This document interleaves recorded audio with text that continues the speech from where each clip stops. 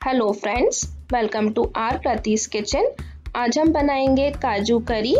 इस काजू करी को हम बहुत ही आसान तरीके से बनाएंगे, तो आइए शुरू करते हैं।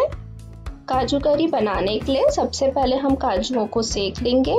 इसके लिए आप पैन में एक बड़ा चम्मच बटर या फिर घी गरम कर लें।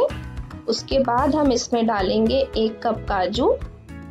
ये रोस्टेड काजू है, इसलिए मैं इसे 1 मिनट के लिए सेकूंगी। अगर आप नॉर्मल काजू को यूज़ कर रहे हैं तो 2 से 3 मिनट के लिए मीडियम फ्लेम पे काजुओं को सेक लें। थोड़ी थोड़ी देर में इसको चलाते जाएंगे और जब इसका कलर बदल जाएगा तब हम गैस बंद कर लेंगे। इन सेके काजुओं में से 12 से 14 काजू हम लोग पीस के सब्जी में यूज़ करेंगे और बाकी काजू सेगा ही यूज़ करेंगे। अब काजू अच्छे से सिक गया है तो इसको प्लेट में निकाल लेंगे और गैस बंद कर लेंगे।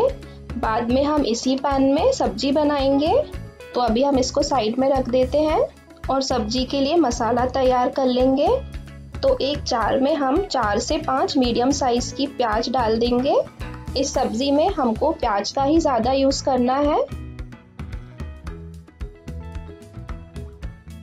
इस सब्जी में ज़्यादा टमाटर डालने की ज़रूरत नहीं होती है, क्योंकि ये सब्ज़ी खट्टी अच्छी नहीं लगती है, इसलिए हम इसमें डालेंगे एक छोटा साइज़ का टमाटर। उसके बाद हम इसमें मिलाएंगे खसखस, इसको पॉपी सीड्स भी कहते हैं। ये करीबन 4 से 5 बड़े चम्मच खसखस है, या फिर वज़न से देखें तो 20 से 30 ग्राम। इसको पानी से धो के 4 से 5 घंटे के लिए पानी में भिगो के रखेंगे और उसके बाद यूज़ करेंगे। इससे ये सब्जी बहुत ही क्रीमी बनती है और बहुत ही टेस्टी लगती है। उसके बाद हम इस सब को पीस के एक स्मूथ पेस्ट बना लेंगे। उसके बाद पैन में 5 बड़े चम्मच तेल को गरम कर लेंगे और इसमें खड़े मसाले डाल लेंगे। 1 जावित्री, 1 तेज पत्ता, 1 चक्रफूल, 1 दालचीनी, 2-3 काली मिर्ची और 1-2 लौंग, और इसको मीडियम फ्लेम पे फ्राई कर लेंगे। उसके बाद हम इसमें डालेंगे 1 चुटकी हींग। उसके बाद हम इसमें मसाला डाल लेंगे जो हमने पीसा था। पिसे हुए काजू का यूज़ हम इसमें बाद में करेंगे और मसाले को अच्छे से सेक लेंगे मीडियम फ्लेम पे। थोड़ी थोड़ी देर में आप इसको चला लें। 10 से 15 मिनट में मसाला कुछ इस टाइप से दिखने लगेगा।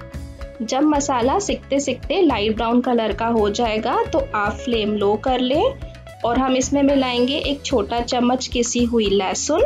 इस रेसिपी में हम अदरक का यूज़ नहीं करेंगे, सिर्फ लहसुन ही ऐड करना है। उसके बाद हम इसमें मिलाएंगे 1/3 छोटा चम्मच हल्दी, 1 छोटे चम्मच लाल मिर्ची, और फ्लेम को बिल्कुल लो करके हम इसको सेक लेंगे 2 से 3 मिनट के लिए।